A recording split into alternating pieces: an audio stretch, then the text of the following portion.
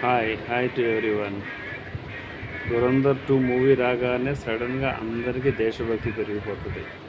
దాంట్లో వాడు ప్రొడ్యూసర్ ఏదో చేశాడు, మన దేశం నుంచి ఏజెంట్లు వెళ్ళేసి పాకిస్తాన్ వాళ్ళని చంపేశారని గొప్పగా చెప్పుకొని ఒక్కొక్కరు అరవడం, భారత్ మాతాకి జై, వందే మాతరం, జనగణమన అన్ని పాటలు పడి సడన్గా అందరిలో దేశభక్తి పెరిగిపోతుంది. అయితే ఈ దేశభక్తి వలన ఏం చేస్తారు, వీళ్ళందరూ మూవీస్కి వెళ్తారు, మూవీస్ చూస్తారు. Very good. దేశం కోసం, దేశభక్తి కోసం చూపించారని గొప్పగా మూవీ చూస్తారు, కానీ ఉపయోగం ఎవరికి?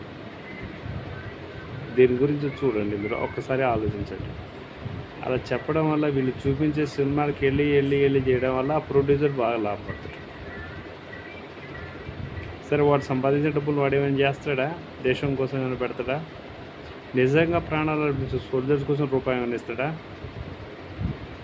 లేకపోతే ఇప్పుడు చేస్తున్న సోల్జర్స్ గురించి ఏమైనా చేస్తారా? లేదు, ఎవ్వరు ఏం మాట్లాడరు. సినిమాలో ఎంటర్టైన్మెంట్స్ కోసం వెళ్తారు, బాగా కనిపిస్తుంది, మంచి చూపించాడు, ఓ యా దేశం కోసం చూపించారు అదని చెప్పేసి ఎమోషనల్ అయిపోతారు. కొందరు ఆ ట్రోమాలోకి వెళ్తారు. బట్ రియలిస్టిక్ వేగా ఆలోచించినప్పుడు దేశం కోసం నిజంగా పనిచేసే వాళ్ళ గురించి, నిజంగా అవసరమైనప్పుడు ఎంతమంది వెళ్ళారు? ఈ ప్రొడ్యూసర్సే కోట్లు సంపాదిస్తారు. రోజుకి 500 కోట్లు, 600 కోట్లు అంటారు. 10 రోజులు, 30 రోజులు ఇదే హైప్ మార్కెట్ క్రియేట్ చేస్తారు. దాంట్లో 500 కోట్లు వచ్చినాయి అనుకో, దాంట్లో 20 కోట్లు, 10 కోట్లు పడేస్తారు మీడియా పేరు మీద. మీడియా మొత్తం ఉదయం నుంచి సాయంత్రం దాకా వస్తే, నీ ఇన్స్టాగ్రామ్లో కానీ, సోషల్ మీడియాలో ఏ ప్లాట్ఫామ్లో చూసుకున్నా కానీ, అన్ని చోట్ల మొత్తం 'దురంధర్ 2' గొప్ప మూవీ, అసలు మామూలు యాక్టింగ్ కాదు, వాడి ఇది అది అని చెప్పేసి చెప్తారు. జనాలందరూ చూడగానే, ఫోన్లు చూడగానే, సోషల్ మీడియా చూడగానే, ఎక్కడైనా అవే కనిపించరికి అందరూ మూవీకి వెళ్తారు. 500 కోట్లు, 200 కోట్లు పోతే పోయినాయి అనుకుంటే, మిగతా 300 కోట్ల చొప్పున ఇంకా వాడికి లాభం ఉండగానే ఇంకో 500 కోట్లు మళ్ళీ వస్తాయి. అందరూ మూవీలకి వెళ్తారు, డిమాండ్ పెడతారు, డిస్ట్రిబ్యూటర్ గురించి మళ్ళీ డబ్బులు తీసుకుంటారు. నీ పాకెట్ మనీ, నా పాకెట్ మనీ వెళ్తుంది.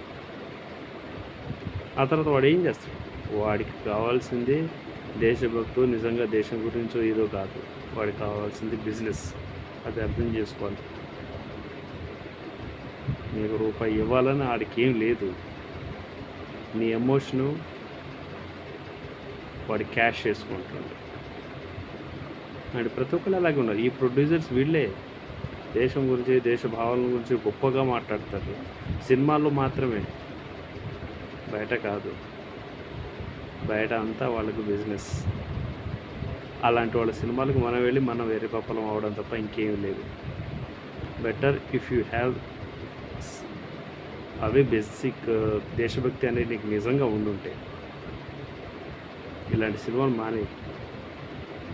అలా నేను సినిమాలకి విరుద్ధం కాదు, కానీ నేను ఏమంటున్నానంటే, సినిమాలో చూపించడానికి వాళ్ళు చేసే పనులకి కనీసానికి దరిదాపులు కూడా సంబంధం ఉండదు. అలాంటి వాళ్ళ కోసమే నేను ఇలా నెగిటివ్గా మాట్లాడాలనిపిస్తుంది. నిజంగా సినిమాలు తీయండి, తీయొద్దని అనట్లేదు. సినిమాలు చూస్తాం, చూడండి, okay, no problem. But what is the reality? వీడు యాక్టింగ్ చేసేందుకే రణ్వీర్ రేపటి నుంచి అసలు నిజంగా సోల్జర్స్ కంటే గొప్పోడుగా చూస్తారు. వాడి ఫోటోలు, ఫ్లెక్సీలు, గీసులు పెట్టుకొని వాడిని విమానాల్లో తిరుగుతాడు, సొంతంగా చార్టెడ్ ఫ్లైట్ కొనుక్కుంటాడు. నిజంగా ప్రాణాలు అర్పించిన ఏజెంట్లు, నిజంగా ప్రాణాలు అర్పించిన ఇండియన్ ఆర్మీ కానీ, ఎయిర్ ఫోర్స్ కానీ, నేవీ సోల్జర్స్ ఎటువంటి బతుకుతున్నారు చూసారా? ఎందుకంటే వాడి గురించి మార్కెటింగ్ ఎవడు చేయడు, వాళ్ళ దగ్గర అంత డబ్బులు లేవు. So be grounded to the reality. ఇలాంటి మార్కెట్ల కోసం చేయడం తప్ప ఉపయోగం లేదు. అలా నేను చేయొద్దు అని కాదు. అయితే దీంట్లో నువ్వు ఒక మాట అంటావు, సినిమాలు చూడాలి, తీయద్దు అనట్లేదు. ఇంకోటిసారి ఏమో మళ్ళీ వీళ్ళు ఇలా చేస్తున్నారు అంటున్నావు. మరి ఏది రియాలిటీ? కొందరు ఉన్నారు నిజంగా సినిమాల్ని వర్చువల్గా ఏముందో అది చూపించి, మరి వాటిలో వాళ్ళు సంపాదించిన దాంట్లో గవర్నమెంట్ కోసమో, మన కోసమో, స్వచ్ఛంద సంస్థల కోసమో, సోల్జర్స్ కోసం చేసే వాళ్ళు ఉన్నారు. వాళ్ళని ఎంకరేజ్ చేయండి.